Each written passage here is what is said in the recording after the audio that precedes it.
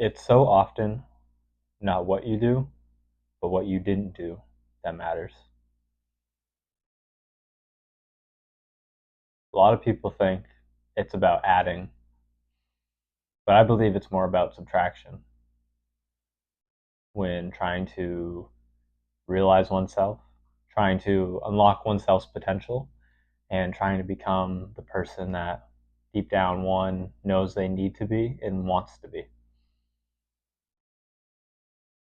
When Michelangelo saw the rock that he would end up um, making David out of, he added nothing. He took a slab of rock and made a beautiful sculpture out of it without adding a single thing. All he did was take away. All he did was remove all the things that was inhibiting his vision of what he had in his mind when he first saw the rock. He saw the image of David, and he never looked to add anything. He never looked to build upon the rock. All he wanted to do was take away and reveal underneath what he saw in his mind and bring it to the world, to show the world.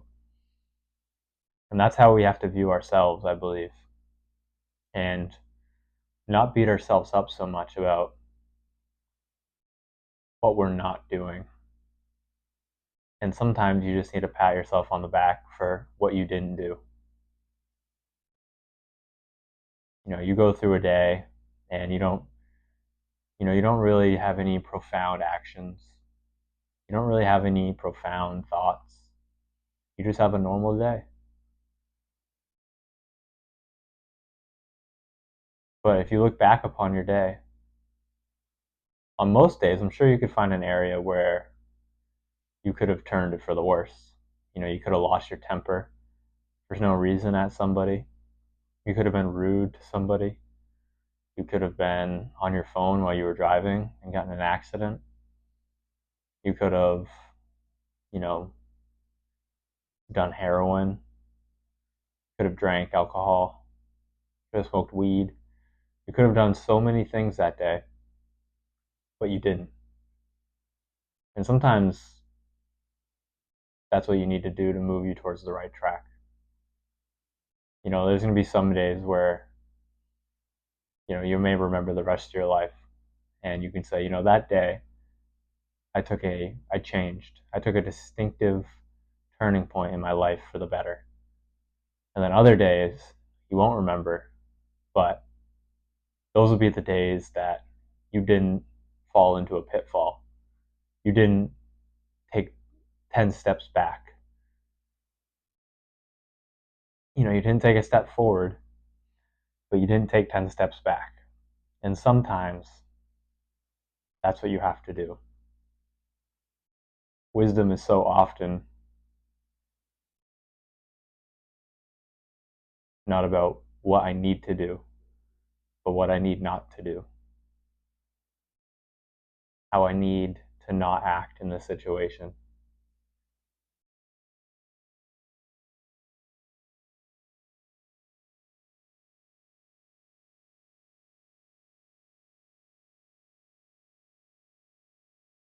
And in this day and age, it seems like everyone's trying to add.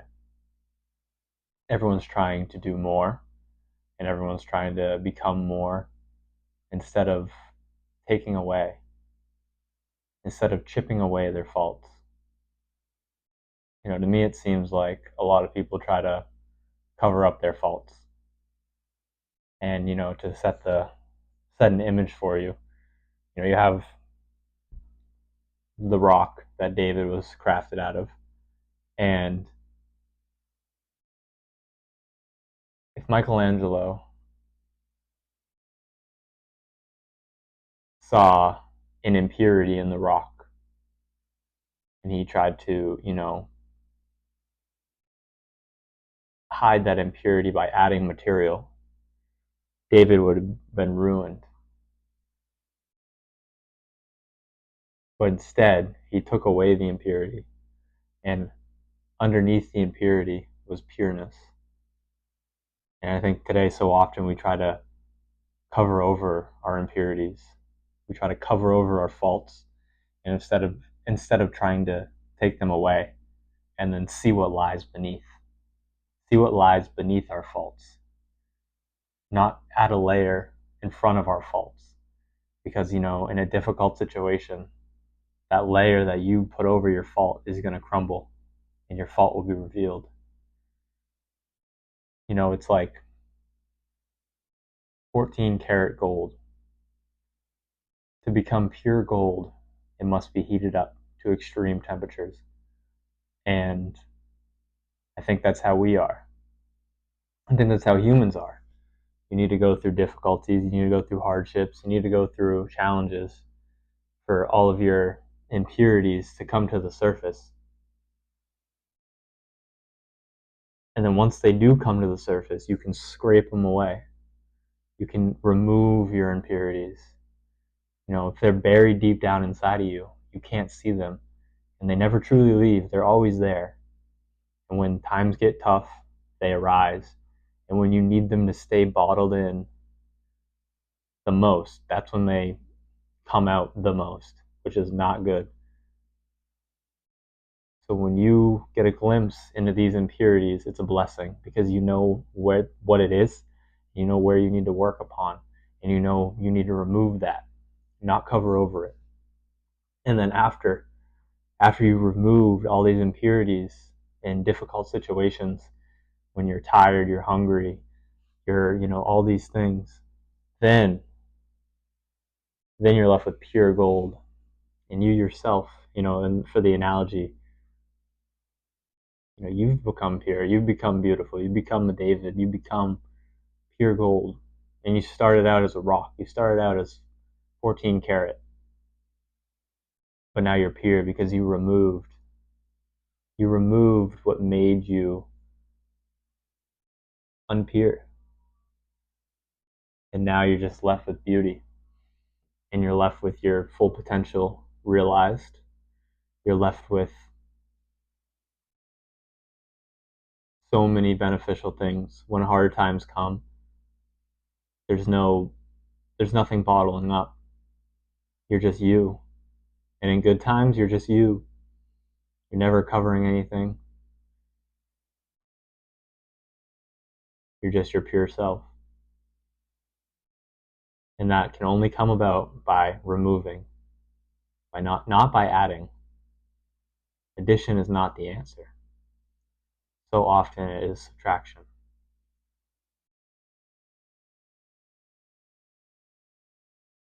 You must imagine yourself a statue, and your brain the sculptor. And your brain has the potential to make you into a David, but it won't be easy. And you're going to have to change, because to remove is to change, and it's uncomfortable. But uncomfort is where,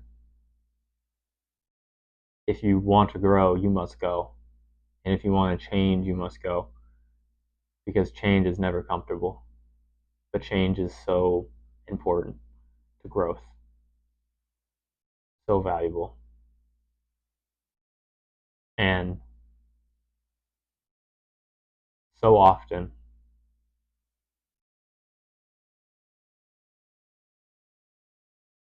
the answer to become like this, to become your true self, your pure self, to unlock your potential, the answer is so often hard work, and the question is so often irrelevant.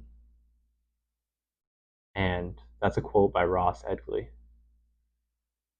who has this book, The Art of Resilience. And it's a great book. You should read it. It doesn't really have a lot to do with the topic of today's video, but that quote just came to my head, and it's an amazing quote. Because I think so often today people get caught up in, the fine details, the studies, like being optimal, trying to optimize everything. But so often, the answer is just hard work. not, what best science-based study can I use to overcome my anger. That it doesn't matter. Either way, hard work is going to be needed. And if you're not willing to put in the hard work, it doesn't matter if you have the most optimal protocol known to man. If you're not willing to put in the hard work, then nothing will happen. And if nothing happens, nothing changes. And if nothing changes, nothing is removed. And if nothing is removed, then you will stay impure. You will just stay a slab. You will not become your true self. You will not unlock your potential. And what a pity that is. What a pity it is. I was reading Thus Spoke Zarathustra by Friedrich Nietzsche. And, um, it's it's a, it's a tough read. I'm not good with old English-esque writing. Um, but he talks about something called the Uberman in that book. And it's basically Superman, the superhuman, a human who unlocks his full potential. And I think that's what everyone should strive for. And I think the only way that is done is by removal. A lot of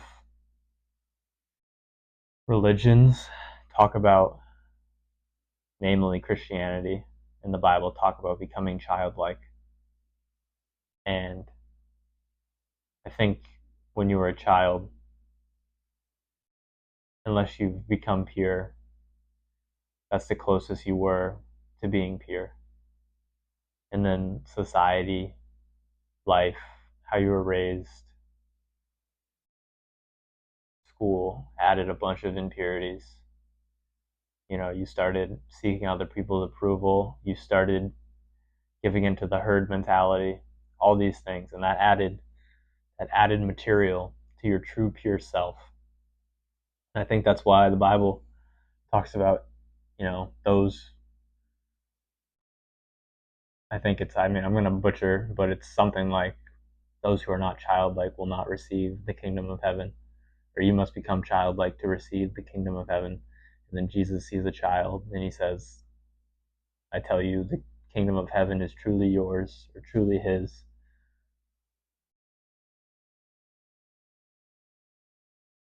And I think in a sense that might be what it means.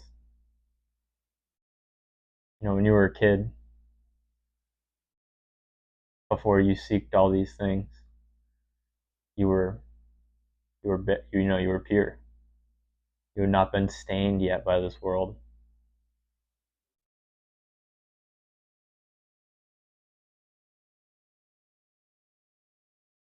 And the goal is to get back to that. Obviously with a little bit more intellect and obviously if everyone was running around with the mental capacity of a 5-year-old, things wouldn't be very good. But there's things that I think more people should be like a 5-year-old in. And to know when you need to be a 5-year-old and to know when you need to be a 50-year-old is, I think, is a great deal part of wisdom. Knowing when you need to be childlike and knowing when you need to approach a situation with childlike tendencies, but with a mind of an aged soul who knows a thing or two. But the main point of this video is to just help you get through days where not much happened. You know, not you didn't feel like you moved towards your goal today. And if you did, it was in such a minuscule way that it can't be measured and it can't be known. But something to be celebrated is that you didn't move away from your goal. You may not have moved towards it, but you didn't take a leap away. You didn't hurt yourself. You didn't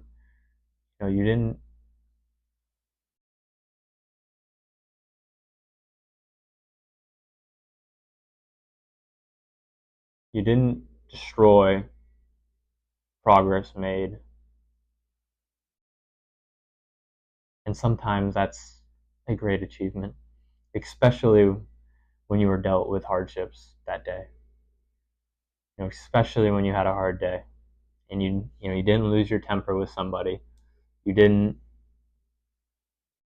you didn't drown your sorrows with the bottle. You didn't search for company.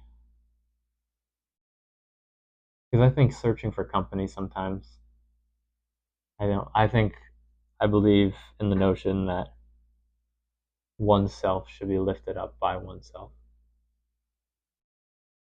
And when oneself cannot lift oneself up and needs to seek outside help to lift oneself up, I think there's work that needs to be done there, personally. Oneself should be lifted up by oneself.